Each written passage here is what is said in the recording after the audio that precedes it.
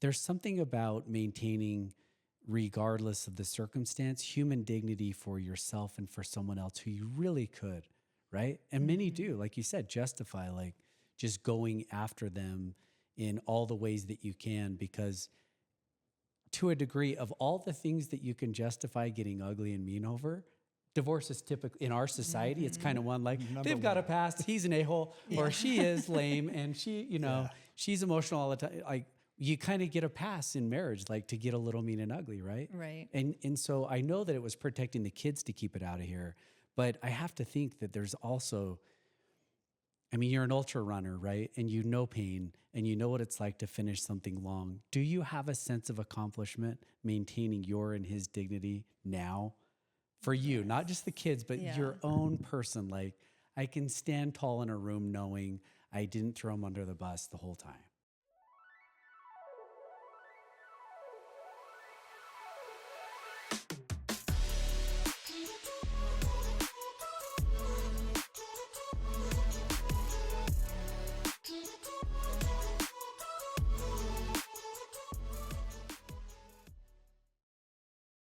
Welcome to BrainStoke. I'm Tom Telford here with Preston Niederhauser. Today we are in studio with Meg Campbell, the brilliant author of With Grace and Gratitude. Welcome, Megan. Thank you. I'm so excited. Yeah, this is going to be a good one. Meg, so how many slices of bacon have you had this week? Like starting, does the week start today? It's Monday. Oh, well, okay, how many did you have this morning? None. I had some ham. Okay, last week. I had some grilled ham. So you're on a unique diet? Oh, I really like bacon. Meg is a pork fan. Yes, indeed she is. You know, we lost our sponsorship from Honey Baked Ham because Preston lost like 50 pounds. And so they called us and they're like, Preston's like lower back now no longer looks like Christmas ham. And so they dropped us. It's true. So now we're moving on to other things like, Jimmy Dean. And But you're doing your part. You're doing your part, eating as much bacon as possible. Well, do you know what's funny is I'm pretty sure it was your wife telling me, because your daughter babysat for, this was years ago, right? Because my kids are older now. They were little, but told your wife that my house smells like coffee and bacon. Was that a good thing? I was like, that's probably true. That probably smells pretty good. Am I going to go watch the Keto Kids again? Here goes. Their kids smell like bacon. It's all good. No, my poor kids. I'm like, is that what their friends say? Oh, man. So, Meg, you got to give us some context now to why we're talking about bacon, but tell us about you, bacon, why bacon, and then lead us into this brilliant book that you've written. Okay. Well, I think the bacon thing, I've always loved bacon, but for a long time I was trying to eat very keto diet. I've moved away from that because for me, it wasn't sustainable. I was a little too, well, I was going to say too lazy, but coffee and bacon's really easy to eat. But anyways, I've kind of moved away from that, but not the bacon part.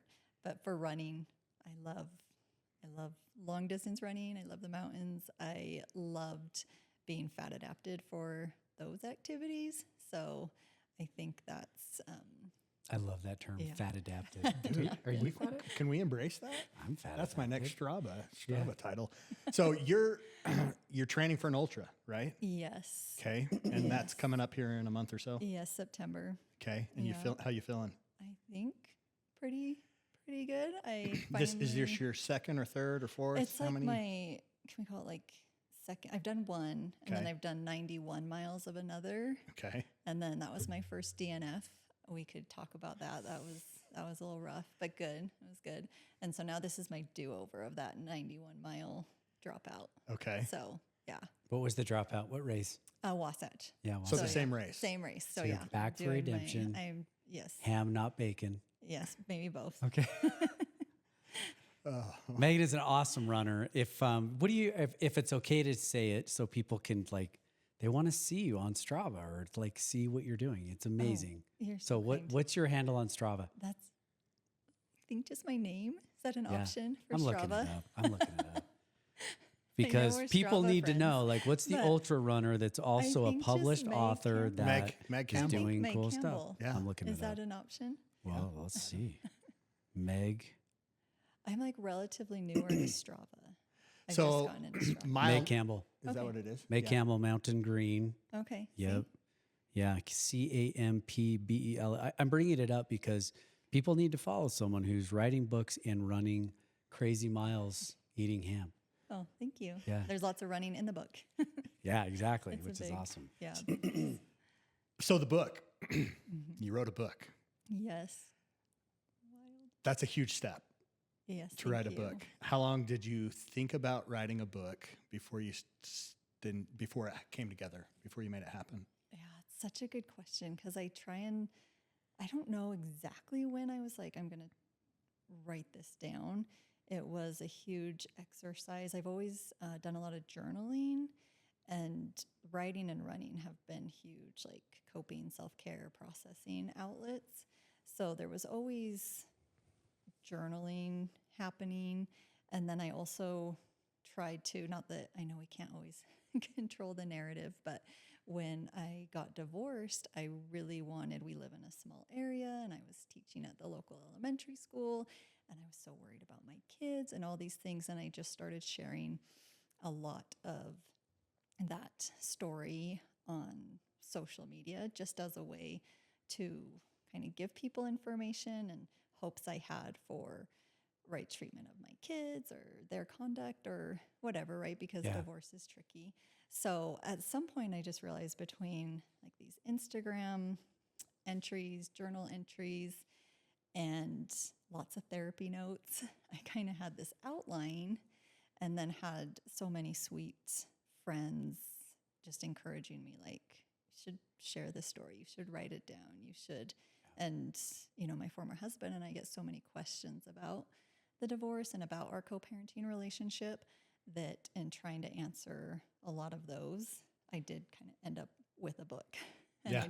I don't know if for a long time, I didn't know that I would share it outside of, you know, my own Google Drive, but yeah, somewhere got brave. So I remember, so we're all in the same peer group, friend group. Our wives are good friends with you, and I love your wives. we didn't know that there was something going on in your family, that divorce was imminent. Let's call it that, until you shared on social media, and you shared a lengthy post to share it with everybody. And it was, I remember reading it, and it's in the book. You can read it and see what you said. But I remember thinking how well you had put together your train of thought in that whole couple paragraphs that you shared on social. Share with us why you did it that. I know you alluded to it just a little bit, but why you did it that way, and some of the emotion and things that you were feeling as you kind of disclosed this really open, personal thing. Right. So I think just going back to, I was really painfully aware of some, you know, maybe negative associations with this idea of divorce. I was feeling just a lot of guilt doing that to our kids, right? Even if I felt like we had gotten to a place of really believing divorce was our next right step, it was something I'm like, the kids wouldn't have chosen, like, how can we ask them to hold or have to own this in this, you know, rural community we live. And I also, just that excessive worry about the kids, I had ended up I did so much reading and researching and talking to your wives. And there's a whole section in the book of some advice, some super wise advice that your wife shared. But yeah, just all these things, trying to figure out what's best for the kids, given the fact that like divorce is a reality, what's best for the kids. And I had at that point decided we're going to do this differently, right? This is not going to be some tragedy. This is not going to be the beginning of a broken family. This is not going to be this, you know, horribly negative event.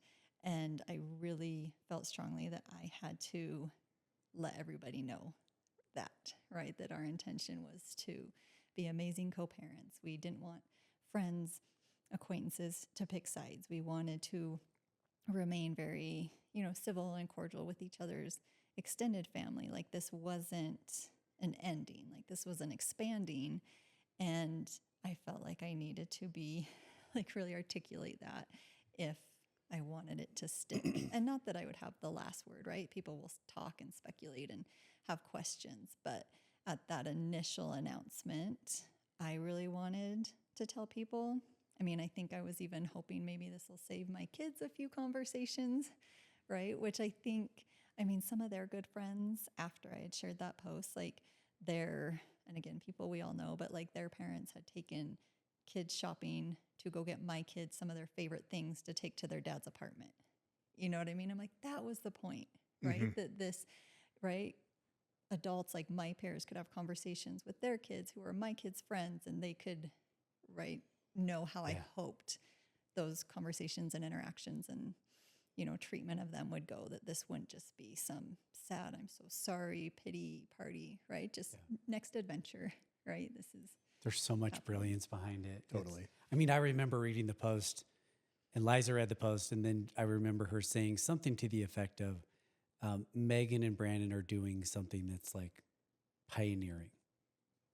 Just something, I don't know, that you just don't hear people do. And there's so much behind that, in terms of, one, you controlled the narrative by sending it, but you also coached people to know how to navigate their part in it so that the relationships didn't have to be, because others, others in our community have gone through a similar thing. And if I were going through it, I have not been divorced, but if I were going through it to a degree, I think my natural inclination would be, it's no one else's business.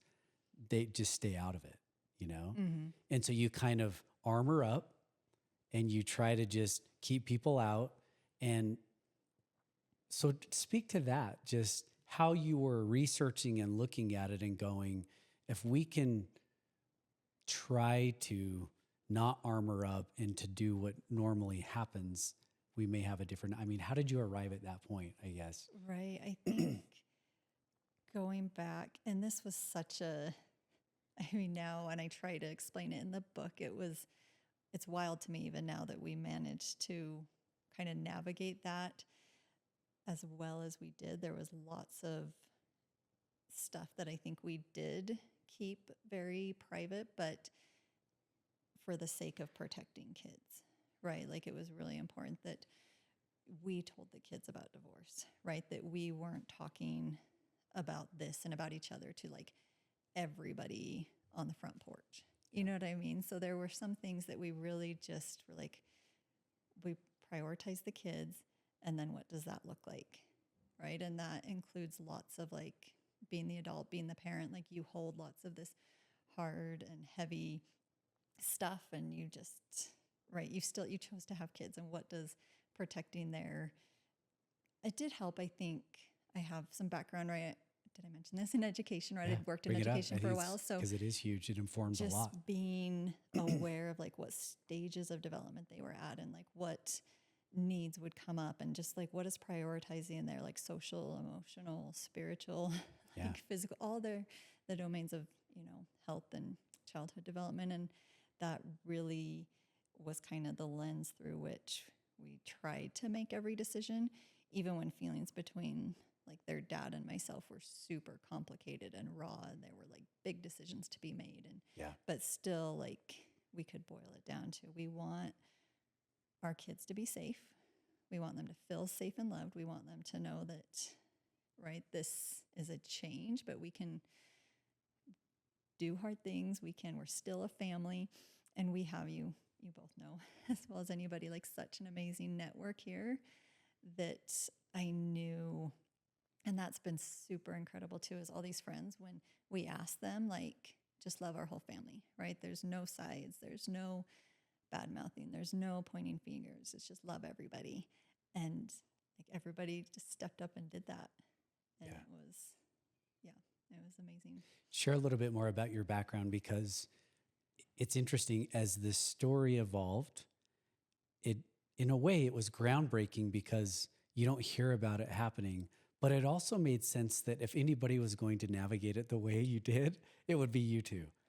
Just because you're thinking people, I think that you, if it makes sense, like you're bright humans, you're well-read, you're educated, you think things through. I never interacted with you before and said like, yeah, those people are pretty emotional and they're not reasonable. Like you meet a lot of unreasonable people. Right. There's still plenty of those, right? Who are pretty emotionally, charged about anything, including next door, neighbor or whatever it's called, like Facebook pages, in our community. But you were intentional and well thought out people before. Did that help the way you navigated all of it? I hope so, and I think so. I will always preface lots of this by just sharing. I'm recognized, and I don't take it for granted, that I'm so fortunate that I do have a former husband who was able to collaborate in this space, right? He was able to have these really hard conversations. He was able to set and honor these joint intentions of prioritizing kids. We work this out, but the kids. So I see and talk to a lot of people where that's the goal at the beginning. Everybody will say, I want this conscious uncoupling. I want this civil divorce. I want to, do this in a way that we're still able to, sit together at sporting events afterwards and show up for kids as their parents, even if we're not married parents, right? Can we still work together in that space? And everybody wants that, but it's amazing how hard, even when that's the sweetest compliment to suggest we're like reasonable and, tried to enter this with some emotional intelligence, but it's crazy how you're just triggered left and right in that time of like just dissolving this really core and primary attachment. And so I super empathize with people who want to do this, and then turns out it takes a crap ton of work. It takes two too. And it you takes both have two. to be willing to do it. Yes. And that's the beauty of your guys' relationship is you were both willing to figure out how to uncouple in a healthy way. Yes. And that seems to be, from the outside looking in at just divorce in general, that seems to be the challenge for the majority of the relationships that we witness. I guess. Yes. And I've been super honored to meet and work with other people where even when both aren't able to do that in the same way, and I love this in every arena of life. Like I can only control myself, right? You can only at the end of the day control, your conduct, your choices. You can control you. And so even when you see those other situations where maybe, one partner does get more bitter, resentful, vindictive, wanting to fight over, I've just been able to witness, the other partner be like, I can control me, right? And what does that look like? And can I show up for kids? Right? So I was super lucky that both my former husband and I were in that same place of choosing to do it this way for the sake of our kids, for the sake of our future family, because that was a huge thing. We just wanted kids to know, right? We're a family, always, no matter what. You're unconditionally loved.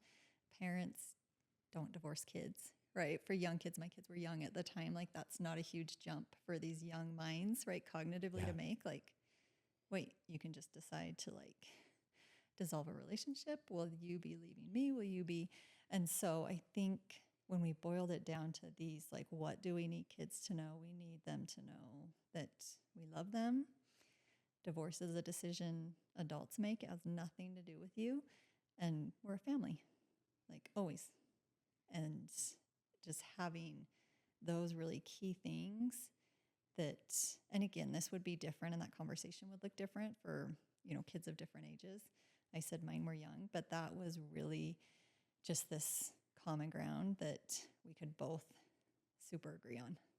Tom shared about how well you guys were, how thoughtful you were, and you were concerned about one another as you went through the process.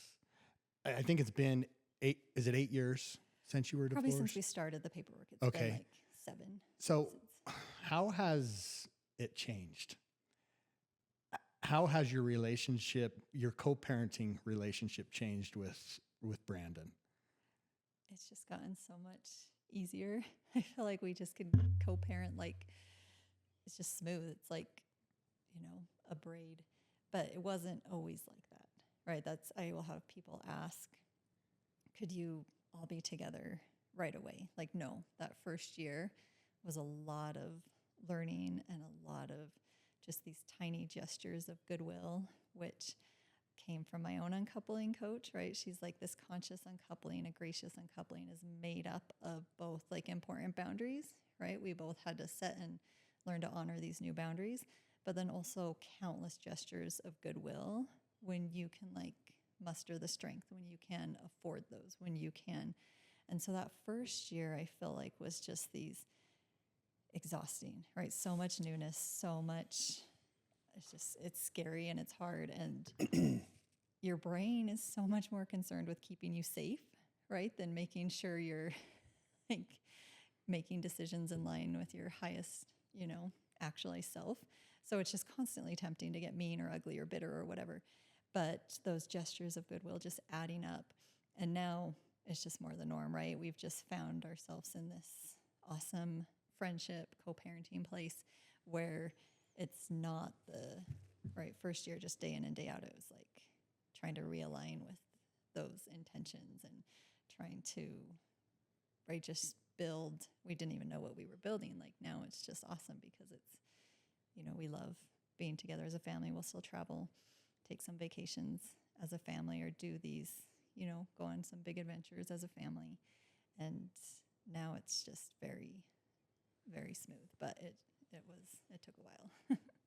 In the beginning, when you were going through the process of the divorce, did you, I'm just trying to think of the emotion of that, right? Of how that is feeling between the two of you and still being able to prioritize the kids. Is that what you kind of, you've mentioned the word intentions, what our intentions were. Was the intention just prioritize kids?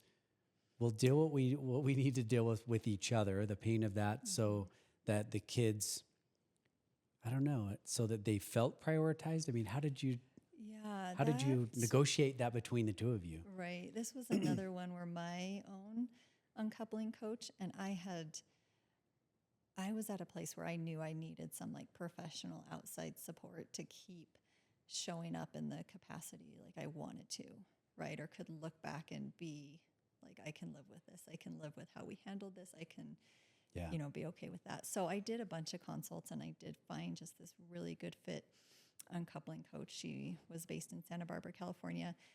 And she was just so instrumental in helping with all those things. Like one of the things that right away, she's like, can you agree to pretty much this? Like we agreed I was working with her because I wanted to do divorce differently, right? I didn't want the divorce story that I was, most afraid of. And so she suggested at the very beginning, just you're going to filter everything, like words, actions, decisions, through this question of how will this affect our family? So kids and us, right? Because people will spend, and it's not just divorce, right? Any relationship, you see people who spend lifetimes being just ticked out over this one relationship or this fallout or this whatever it is. And so she's like, this is for all of you. How will this affect our family? Because when you share kids, like, right, it's not like, not that I'm not saying high school or pre-kid breakups aren't hard. Those are hard, right? But it is different. I'm sorry. When I was like, can I just tell a side story? When I was kind of in the middle of divorce, and I don't work at the same place, so it's fine. But I was talking to a colleague and we realized, and I wasn't advertising it yet. It wasn't common knowledge. We realized we were both kind of going through divorce. And I just not thinking, I was like, oh, just trying to validate. It's so hard. I have so much empathy. And I asked how old her kids were. And she's like, oh, we don't have kids. And I was instantly like, this is not the same thing, right? Like we are not, like divorce is divorce, but it's different.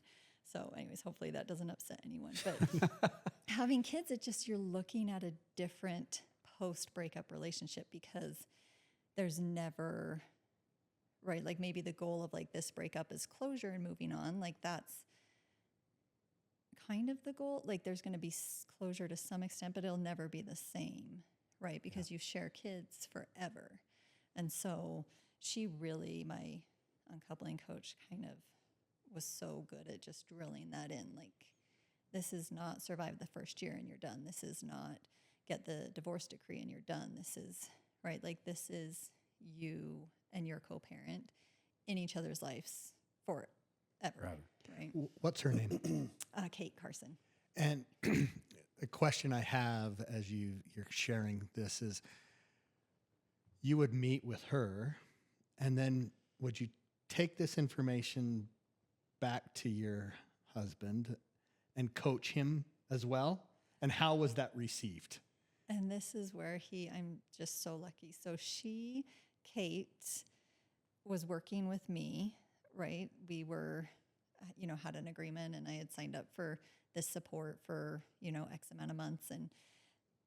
But she also offered, because this was so, and she said it's very rare that anybody takes her up on it, but she will offer sessions with the co-parent if they're willing to come and just have like kind of this objective outside party talk to them about, right, just the goals of a conscious uncoupling. And so Brandon went, like my, at the time, spouse went when we were trying to do this. So he participated in that, which again, she said that's super unusual. So again, but that just goes, he was so open to whatever prioritizing kids looks like, right? If this professional says she can help us with that, done. So he met with her a couple of times, and then we were able to have that like common language around what we wanted to do. And we didn't meet with her together, right? Like we were not in a space where we're like, let's go and get some, like it was totally separate. So it wasn't marriage counseling to stay. Right. It was counseling to split. Yeah. We had already done The decision was we'd made. already tried the marriage counseling. We'd already tried, like we really were. So this was on the other side of the decision. We're getting divorced. And how does that? Say the question again, because as I read the book, my honest thought was, and this is why I wrote what I wrote last week about it, that this, as much as it's told through the lens of divorce, it's a brilliant relationship book, especially if you're a parent. So say the question again that she posed to you, to run everything through this question. Yeah, filter everything, your choices, your conduct, your words through this question of how will this affect our family? And we still, and maybe that's like to your point too, Preston, of like, what's it like now, 7-8 years later? I was like, that just became a habit, right? We're still probably doing that, but don't realize we're doing that. In the beginning, it took a ton of probably concentration and awareness, and right. But then those tiny habits just shape.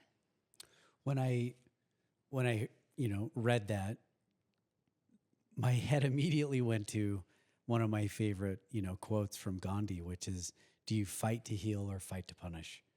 And I just remember thinking, these are people who are fighting for healing of the family, right? When so many people in divorce, they're literally getting punches in, Yes.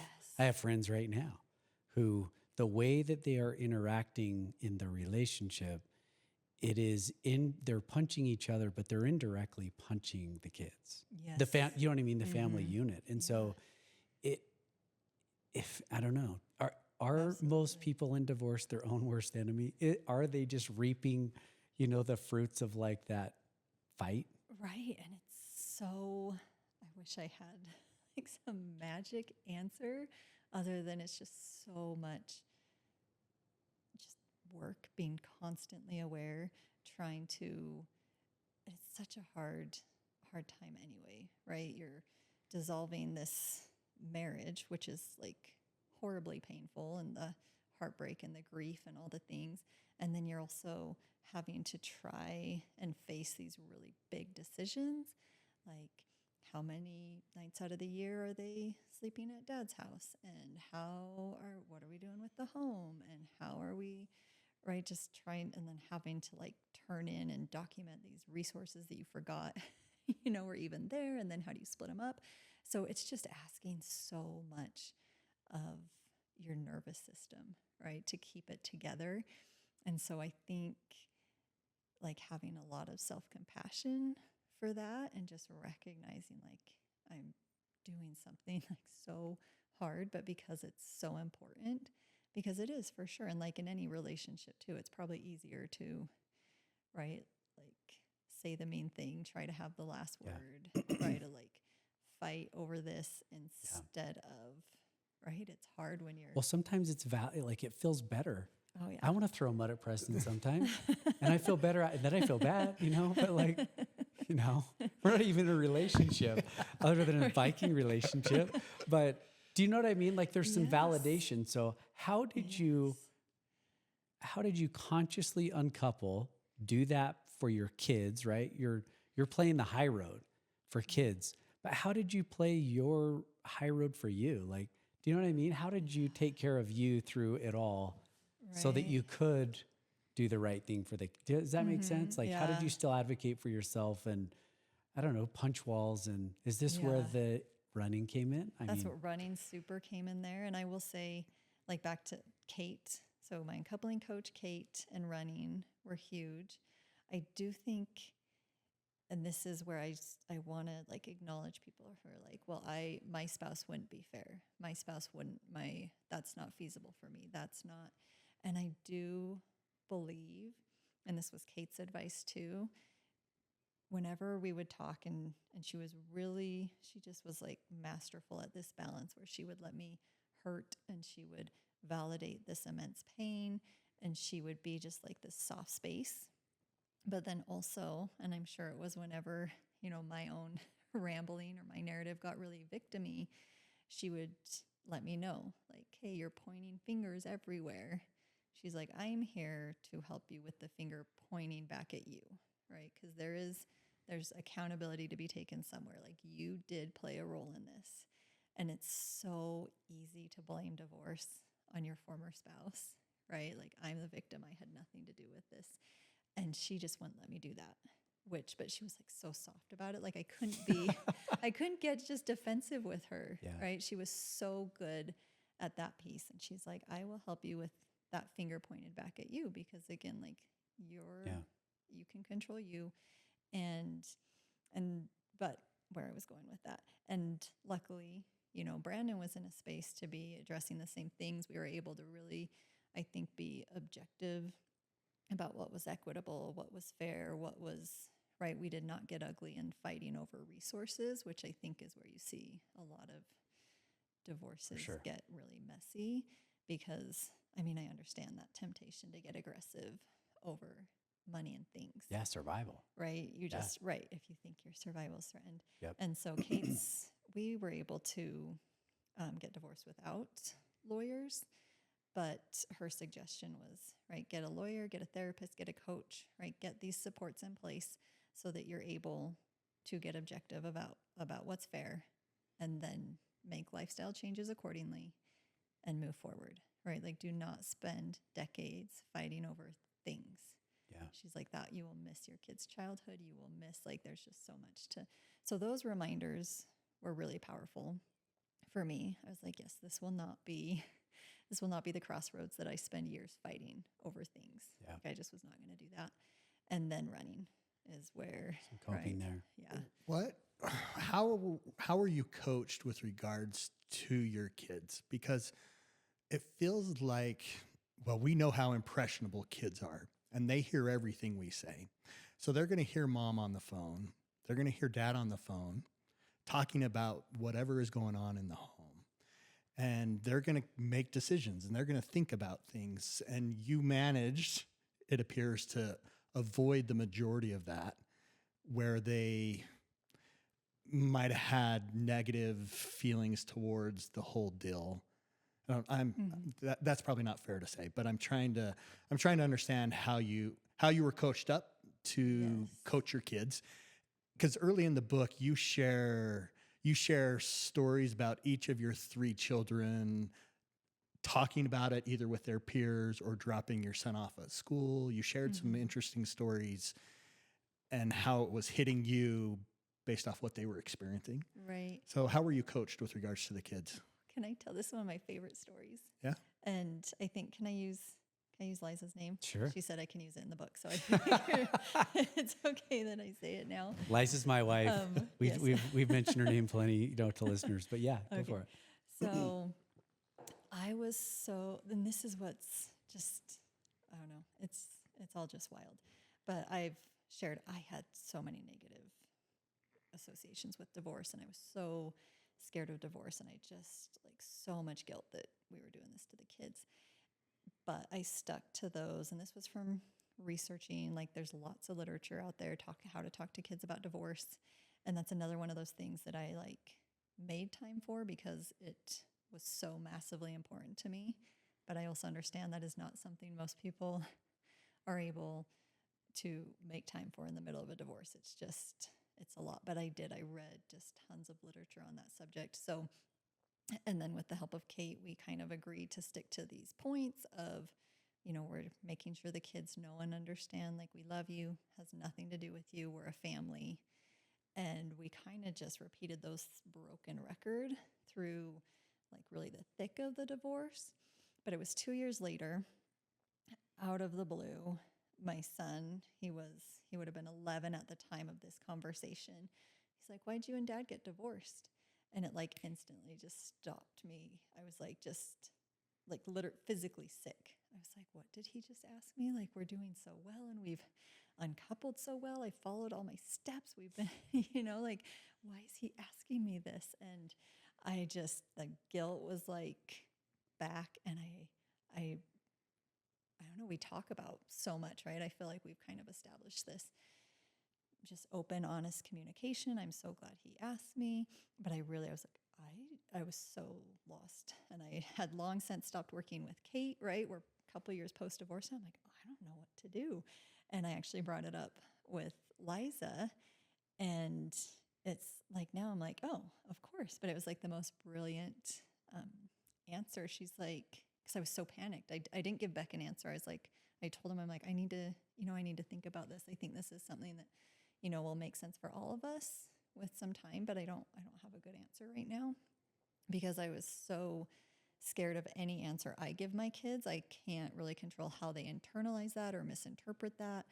And so when I asked Liza, she's like, you can't answer that for him. And that was like the biggest relief ever. I was like, oh, thank goodness. I was like, okay, good, because I can't. I don't know what to say.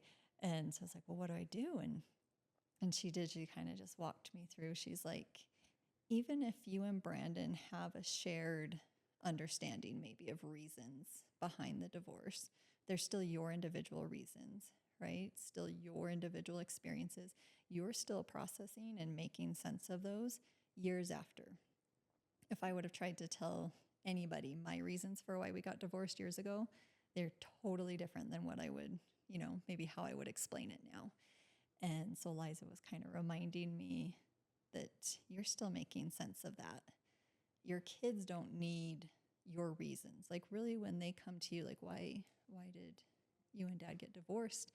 They need help. They need support just integrating this piece of their own story, right? So my son experienced divorce at 9 years old. At 11 years old, he's still trying to make sense of this chapter.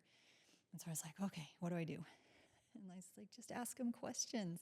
It's like, this is the easiest thing ever. I can do this.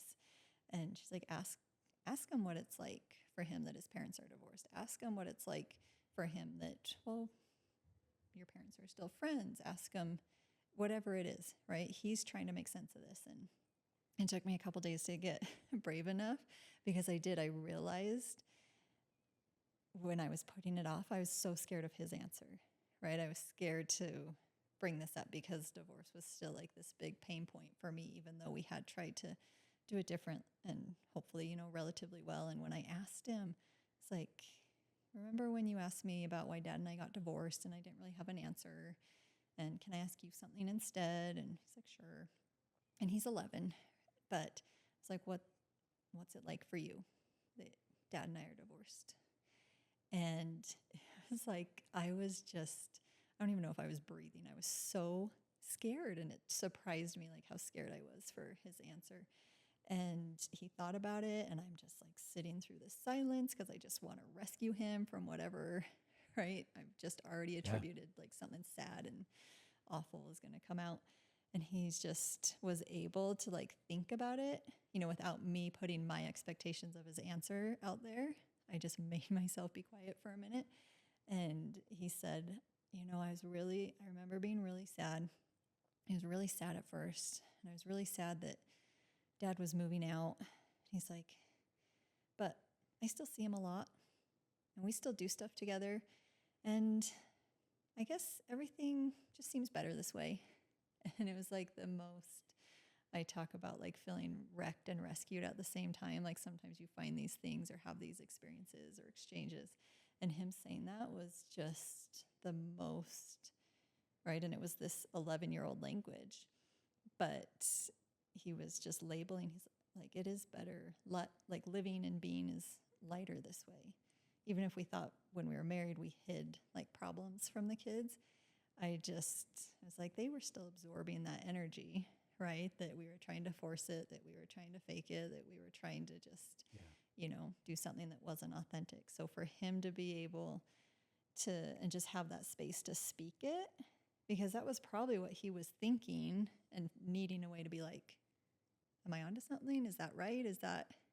So that was the like best gift from Liza. She's like, don't give him reasons. Don't give him an answer. Help him understand his experience of this. And so anyway, I don't know if that answered your question, but I love So good. I love it. I caught on to that same, title. I don't know if it was a title as much as just a header in the book, Wrecked and Rescued. It stuck out to me. Say more about that. I mean, in that moment, I can see where it was like, you felt wrecked, but as soon as he described his experience, you were like, oh, it rescued me there. But is that a broader theme of the book? Just A little bit, I think. the way people think about divorce? Because I think so many people, I have friends who, they were looking to be rescued from a tough marriage, but they knew that in order for them to be rescued, they knew that what they were facing. They were going to have to crash the car to get rescued. Yeah. Like it had to be burnt down, right? They had to go through the hard, to use a BrainStoke term, they had to go through the struggle to get to the stoke again, like to some hope in their life. So is that the broader theme? Yes, I think so. That just one of those reoccurring themes of the book of life, maybe, where you just, realize that you need to burn something down to rebuild something, that, you're changing your mind, or even like a whole belief system in light of new information, right? That was definitely divorce turned in our world, because it was such this awful thing, to now, like, it's really just undergone this major reprogramming in my core, because that's where, for our family, we needed to head. There was a line in your book,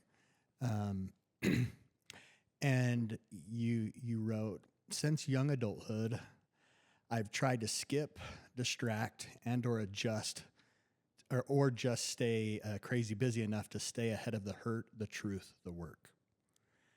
And I think that's a really common theme, not just for people maybe experiencing trouble in marriage, but just in life. Like we stay busy to avoid the hard thing, to address the elephant in the room, maybe.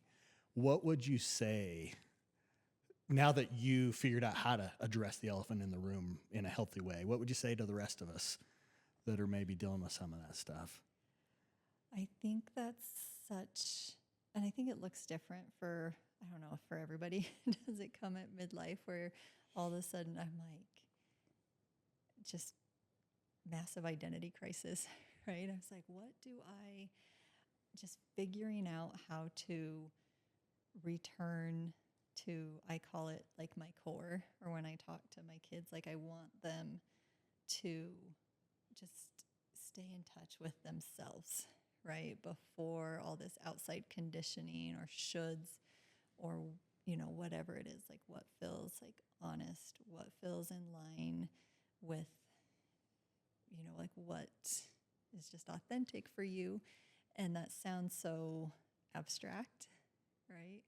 But yeah, for me, it was definitely a major just trying to decide like what feels honest for me versus, and I don't think we've talked about this yet, but when I was, reading and researching and all the things about divorce, like, and this was a conversation with Liza as well, but lots of people stay in relationships for out of love, duty, or structure.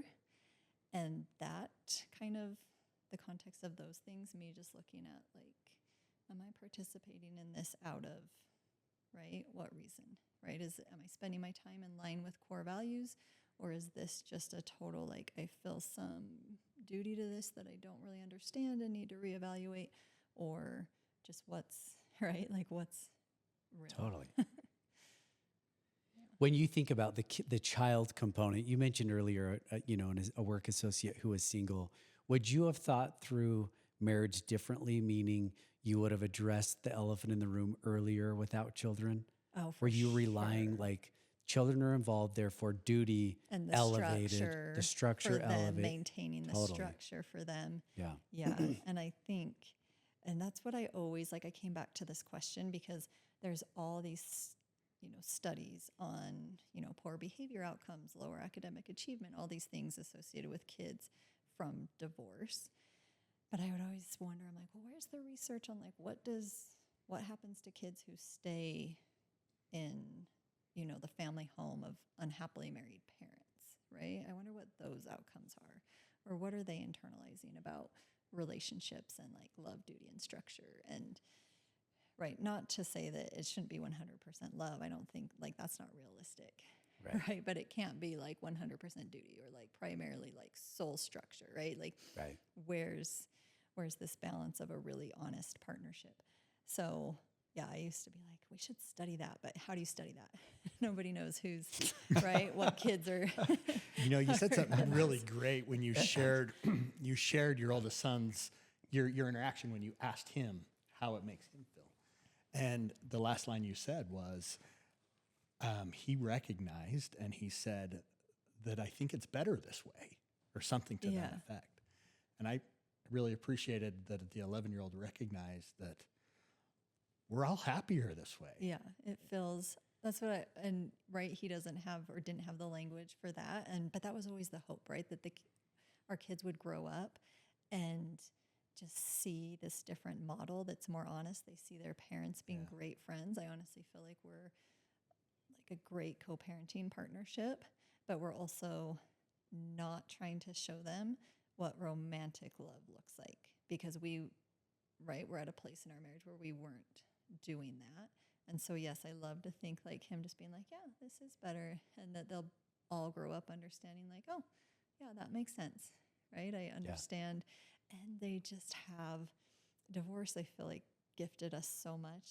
Like both of us have, their dad and I feel like have these amazing relationships with all three of them that have really evolved and been enhanced, I feel like, since the divorce, just because that was our honest next step.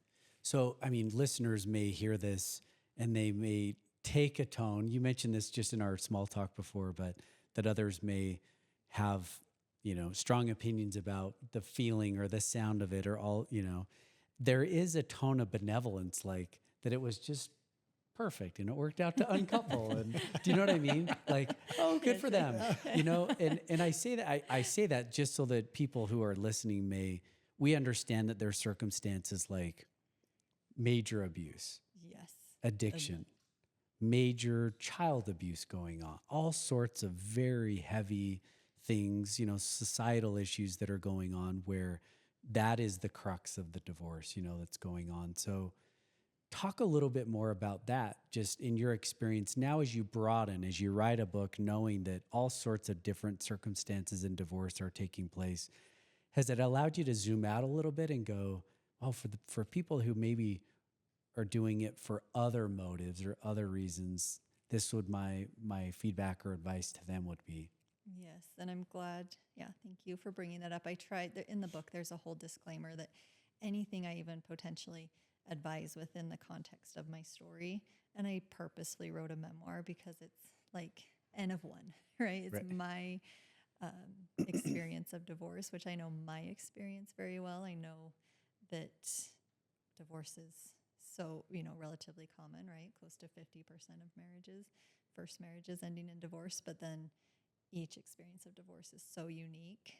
So I absolutely acknowledge that. And yeah, nothing I advise within my own story applies to like instances where there is abuse, Yeah. right? Like get out, get safe, right? Obtain these resources, get the support you need.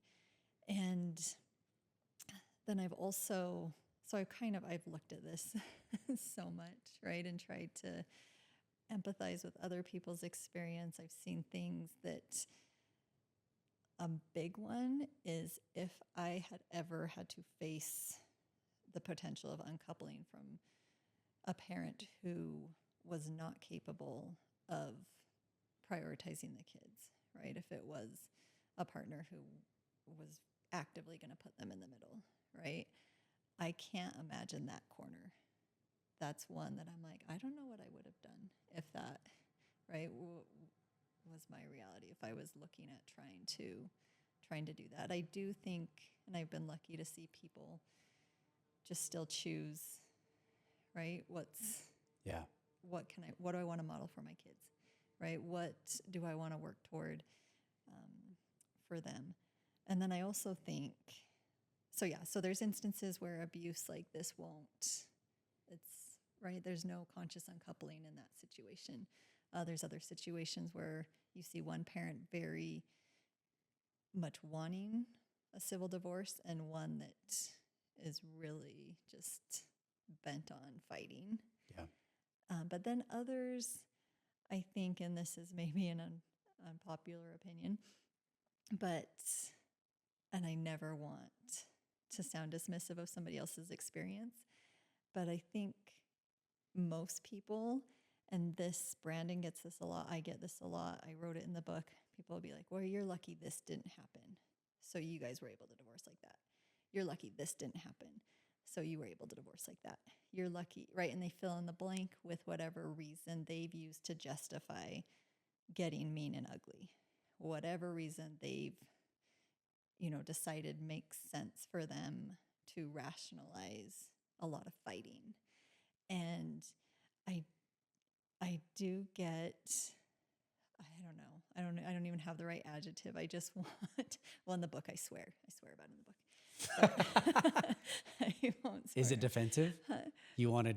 I just am like, you don't know, right? Like we navigated so much of that hell privately on purpose, right? Yeah. Like So, I mean, we purposely didn't ask you why. We just wanted to know what you did despite the why. Right. Well, and that's what I love. Like that's, I think, and I'm not probably explaining it very well, but No, you are. that people just think everybody, you can find a reason, right, to get mean and ugly in any relationship, right? You can find something to feel slighted over. You can find something to really like make just this deal breaker. And so for us, I guess that's where I was like, we had those things, or we had countless of those things, right? But just choosing like what's the overarching goal, like what's the highest hope. And that's just, right, that we can sit together at our kid's wedding in a couple, decades from now. Or, right, we can sit together at soccer games, or we can. Sure. I think the beauty of what you're sharing, and you allude to the fact that you left a lot of information out of this book. All of these things that you're talking about that were done privately, they're not in here, right? So even in the book, you're protecting your children. Yes. And how they view mom and dad. And I think that's of note. And thank you. Well, and just like with your kid, and again, they were young, but it's just recognizing, and this is, childhood development stuff too, like their understanding of love at, 4 years old is like the love I feel for my parents, for my friends, for my dogs, right? It's not, so you just can't speak in the same terms of like romantic love and marriage and divorce. Like that doesn't translate directly. So just trusting like they'll have, a better understanding of that later. And like our role right now is just whatever we model for them. But yeah, that's not something that, right? That's not a language that kids are speaking in early childhood. Preston, you mentioned something about it's not in the book and you protected your kids, but I have to think that now later that you also protected your own dignity. And this is the coolest part for me. And I don't know Brandon well.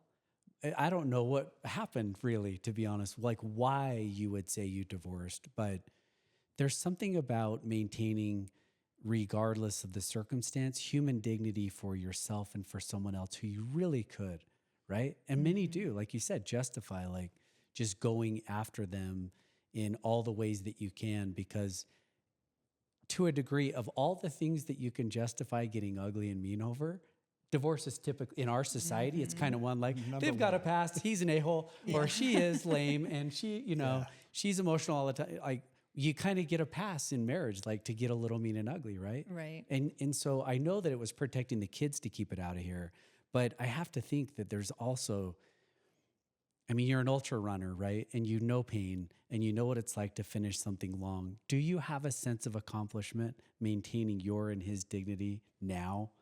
For you, not just the kids, but your own person. Like I can stand tall in a room knowing I didn't throw him under the bus the whole time. Right.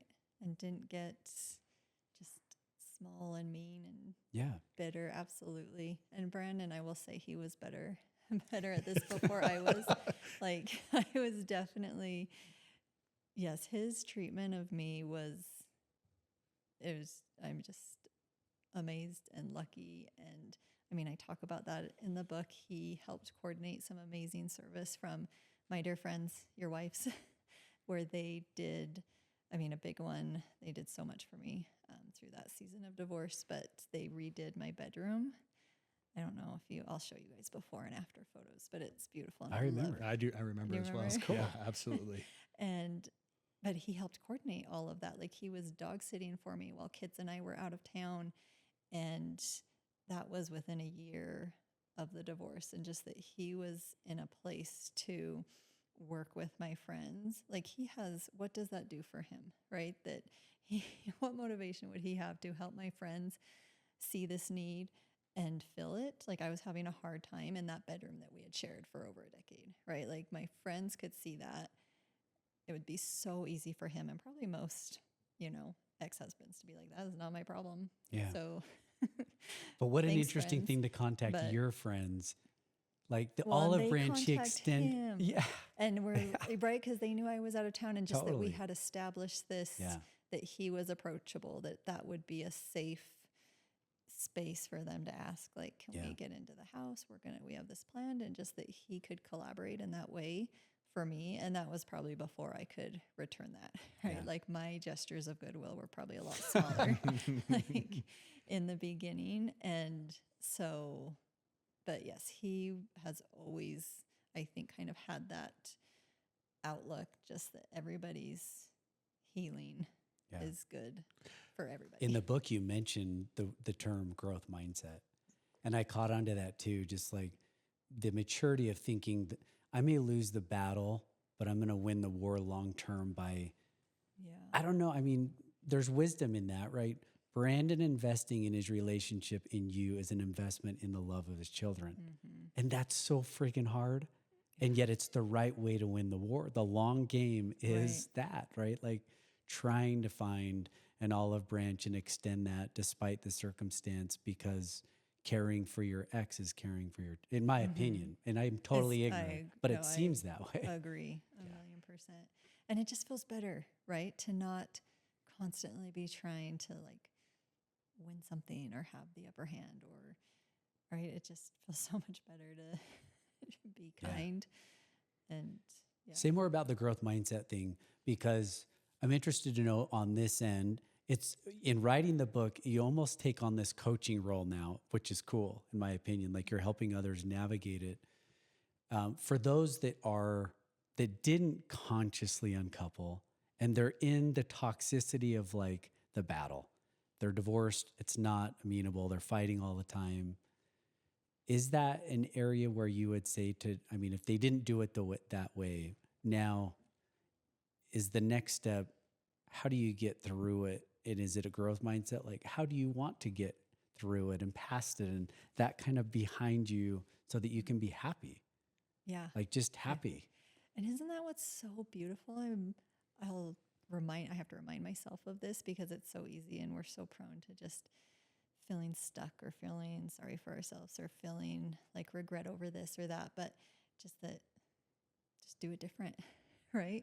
If you know better today, do better today. If you need, there's a section in the book that I knew, and even this was one of my good friends at USU who has her degree in technical writing, like before, even after it was like professionally edited, I was like, I need you to read this and just tell me what's really going to like piss somebody off. Like, where are people going to be upset? And she did, and she was super helpful. And I ended up putting a disclaimer in there, and it's where, again, just my own story, but I had talked about just really, it was the advice of my own uncoupling coach, and then so much research just about introducing a new partner and the timeline there and just best practices for kids, all these things. But she's like, that is going to upset some people.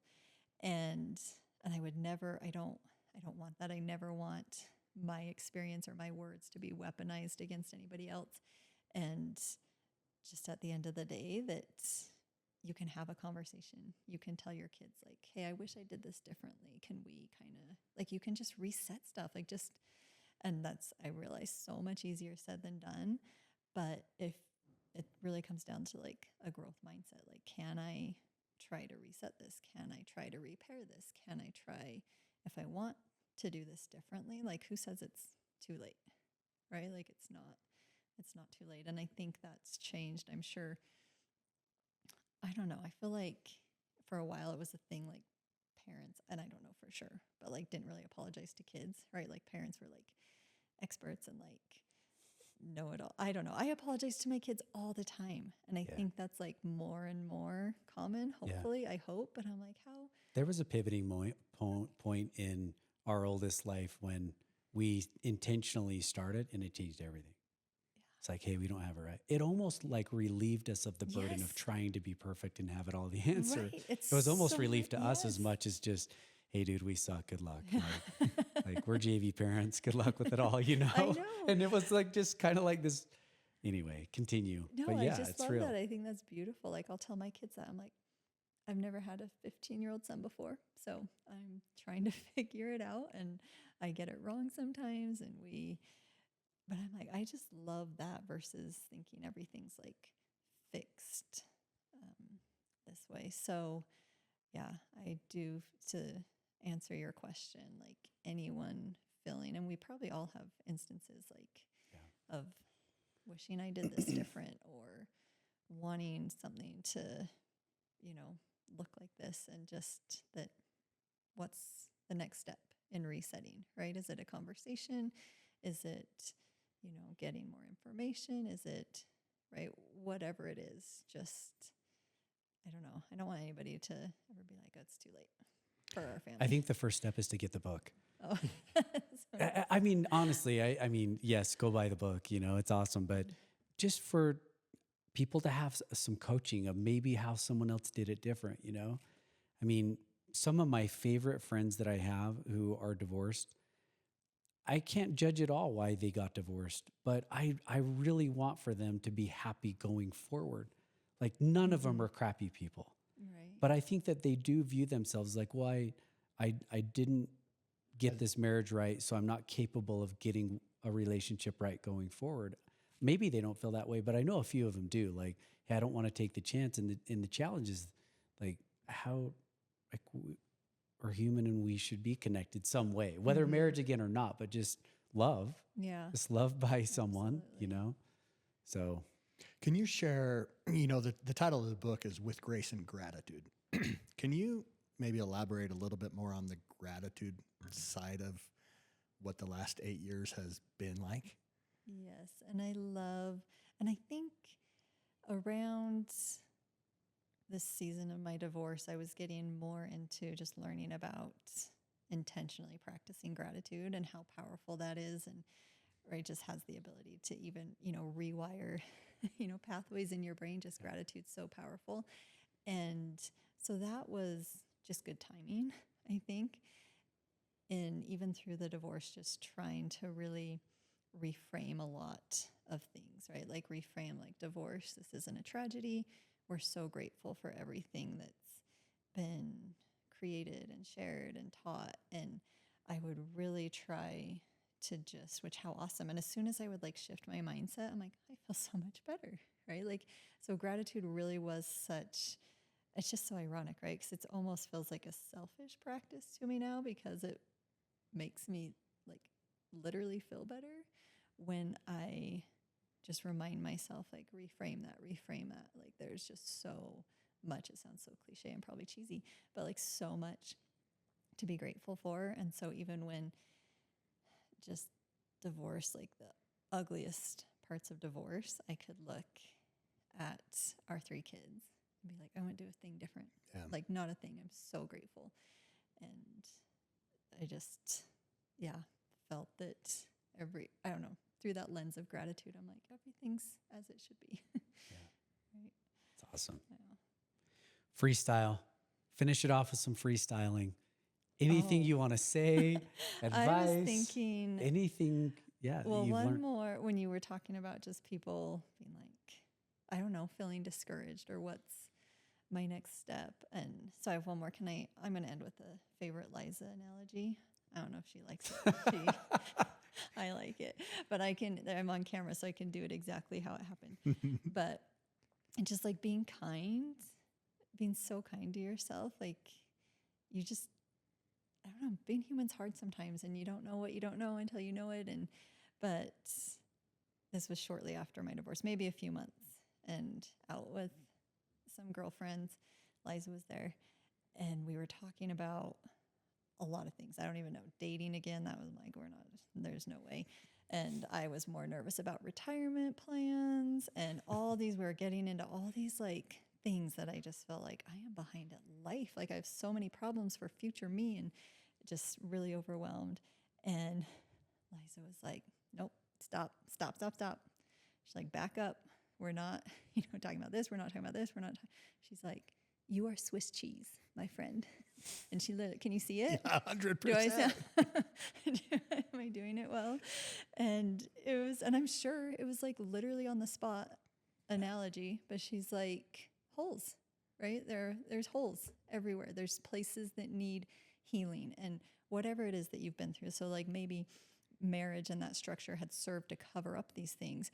But, if you're a human and you've had a childhood and you live in a culture, like you have Swiss cheese holes, you have places that need like compassion and need healing and need work. And that's just a condition of existence. And that's okay. And like be soft and kind and just figure out, right, what the work is and how awesome that you can control putting that in. And so anyways, I love the Swiss cheese analogy. Swiss cheese. Swiss I love cheese. Humanness. Yeah. That is her theme in our home, the plan of humanness. Everything else is bunk. So, Meg, you're awesome. Yeah, you are. What a great tool. And because you mentioned Brandon, Brandon's part in the book, I know he didn't write the book per se, but he definitely was a key character in the maturity of, and a relationship that's uncoupled, but done right. I think there's something huge to be proud in that. Oh, So thank you Yeah, for thank being you on. both so much. You've had your daily dose.